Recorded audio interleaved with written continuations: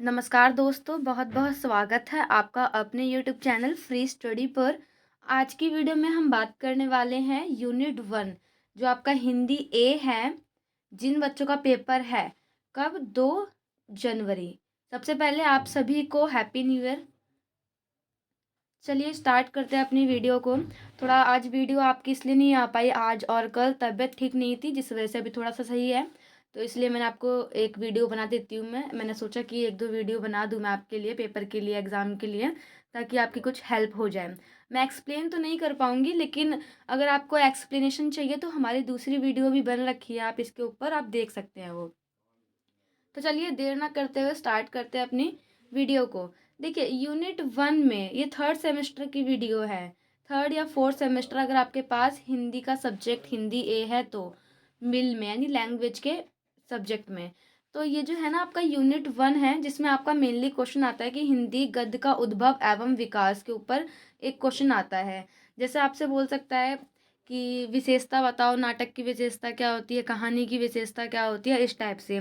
तो सबसे पहले आप गद्य समझिए। गद्य का मतलब होता है नाटक, कहानी, यात्रा, वृतांत आदि, ये सब गद्य में आता है। अब आपसे डायरेक्ट भी पूछ सकता है कि नाटक की क्या विशेषताएं हैं, या ये बोल सकता है कि भारतेंदु युग में नाटक की क्या विशेषताएं थी, या कहानी की क्या विशेषताएं हैं।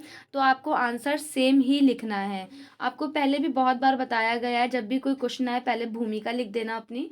भूमिका लिखने के बाद आपको अपनी बॉडी लिखना है, जो आप लिखेंगे। उसके बाद आपको थोड़ा सा निष्कर्ष लिखना है। तो सबसे पहले गद्य का अर्थ वगैरह आप लिख देना, और उद्भव का मतलब होता है कैसे विकास हुआ, कैसे धीरे धीरे उसका विकास हुआ। तो इसको समझने के लिए हिंदी गद्य को 5 युग में बांटा गया है। सबसे पहला है पूर्व भारतेंदु युग, दूसरा है भारतेंदु युग, तीसरा है द्विवेदी, और चौथा शुक्ल और शुक्लोत्तर यानी शुक्ल के बाद वाला। इसके बाद कोई महान लेखक नहीं आए, इसीलिए शुक्लोत्तर युग के नाम से जाना जाता है। देखिए मेन कौन सा है आपका, इसमें मेन आपका भारतेंदु युग है और द्विवेदी युग है, मेन है। ये कब से कब तक का था, जब हमारा देश आज़ाद नहीं हुआ था उससे पहले का है ये। तो देखिए आप इसके एक दो लेखक याद कर लीजिए, कोई भी क्वेश्चन आए आप इन दोनों के बारे में लिख लेना। और शुक्ल युग में करवा दूंगी अगर टाइम मिला, शुक्ल और शुक्लोत्तर अगर टाइम मिला तो करवा दूंगी। बाकी मैं ट्राई करती हूँ कहीं से पीडीएफ वगैरह जो है आपको टेलीग्राम पे भेज दूंगी। तो सबसे पहले आप दो ही युग के बारे में भी एक्सप्लेन कर देंगे अच्छे से, तब भी आपको मार्क्स मिल जाएंगे। सबसे पहले आपको लिखना है भारतेंदु युग। भारतेंदु युग में कौन कौन महान लेखक हुए, उसकी टाइमलाइन क्या थी। टाइमलाइन मैंने ऊपर बताई है, टाइमलाइन। और महान 4 लेखक जो थे, रचनाकार, उनका नाम लिख देना। उसके बाद इस युग की विशेषता क्या थी, यानी जो कहानी वगैरह जो बनती थी तो क्या उसकी विशेषता होती थी। पहली विशेषता है कि राष्ट्रीयता की भावना, यानी सारी कहानी में नेशनलिटी के ऊपर बात होती थी, राष्ट्रीयता के ऊपर बात होती थी।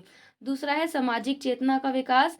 तीसरा है अंग्रेजी शिक्षा का विरोध, यानी अंग्रेजी शिक्षा का विरोध किया गया था। सॉरी।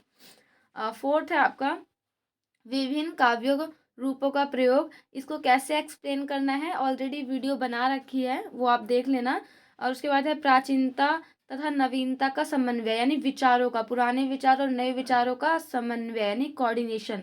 देशभक्ति और राजभक्ति, जन जीवन का चित्रण, इसमें आप समानता और छुआछूत जाति प्रथा से लिंक कर सकते हो इसको।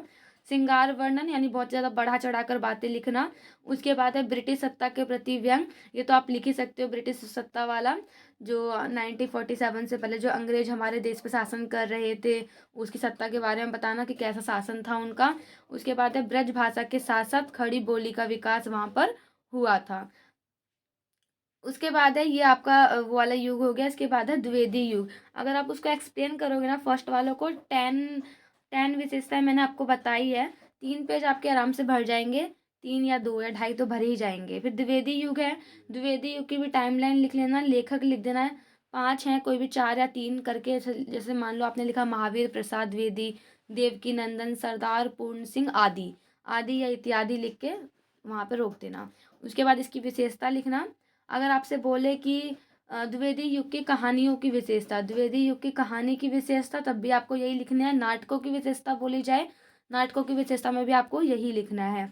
तो विशेषता क्या है, देशभक्ति, क्योंकि ये आपको पता है 1947 से पहले की कथाएं हैं सारी की सारी, ठीक है, युग है। देशभक्ति के ऊपर लिखना है। मानव प्रेम, अंधविश्वास का विरोध, प्रकृति चित्रण, सामाजिक सुधार। ये 5 पॉइंट को आप एक्सप्लेन कर देना। देखो देशभक्ति तो आप अच्छे से कर लोगे, नहीं कर पाओगे तो मुझे बता देना टेलीग्राम पर, मैं करवा दूंगी अभी।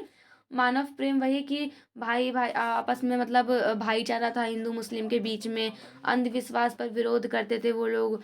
उसके अलावा प्रकृति चित्रण एंड नेचर के बारे में आप यहाँ पे लिख सकते हैं।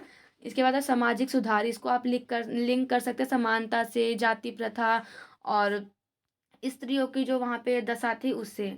तो आई होप आपको वीडियो पसंद आई होगी। अभी मैंने इसमें एक्सप्लेन इसलिए नहीं करा क्योंकि थोड़ा सा मेरा गला ख़राब है और मुझे अभी 1-2 वीडियो और बनानी है, इसीलिए मैंने आपको यहाँ पे शॉर्ट शॉर्ट में समझा दिया है। मिलते हैं नेक्स्ट वीडियो में, तब तक के लिए जय हिंद जय भारत। चैनल पर नए हैं तो चैनल को सब्सक्राइब और वीडियो को लाइक करना ना भूलें।